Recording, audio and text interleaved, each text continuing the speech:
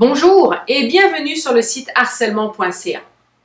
Vous avez appris avec stupéfaction qu'on vous accuse de harcèlement au travail auprès d'une, voire plusieurs personnes.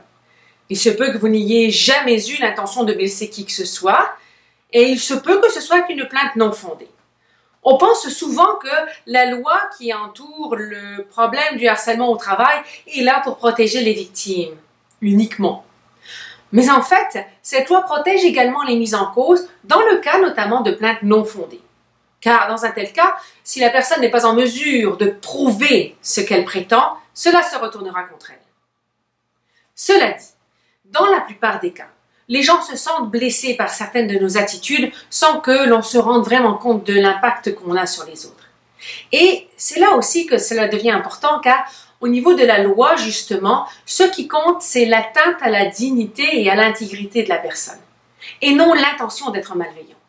Par conséquent, vous pouvez très bien avoir émis des comportements dits vexants que la personne a vraiment mal pris, sans avoir eu l'intention de blesser.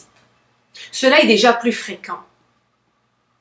Et dans un tel cas, il serait surtout important de comprendre ce qu'on vous reproche.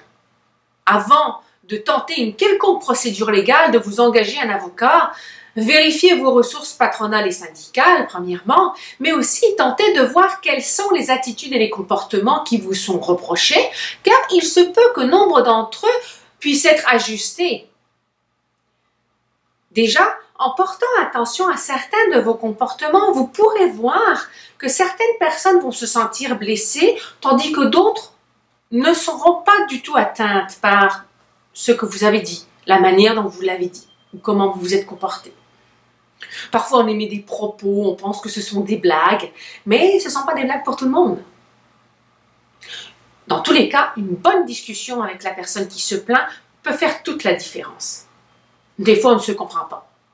Des fois, on dit des choses, on fait des choses pour le bien fondé de la situation, mais l'autre le comprend tout à fait autrement, car nos propos sont filtrés par le filtre de l'autre, tout comme vous filtrez les propos des autres personnes, les attitudes des autres personnes. Nous filtrons les informations et nous retenons ce qui nous touche et nous sommes blessés par ce qui nous touche particulièrement. Mais dans tous les cas, la plupart du temps, on n'a pas l'intention de faire du mal. Et lorsqu'on arrive à se comprendre en se parlant, eh bien parfois, les propos ne vont pas être différents, les attitudes ne vont pas être différentes, mais l'autre va les comprendre différemment puisqu'on s'est expliqué. Et là, à ce moment-là, la personne ne se sentira plus atteinte par la situation. Une bonne discussion s'impose. C'est donc la première des choses. Voyez ce qu'on vous reproche avant d'aller plus loin.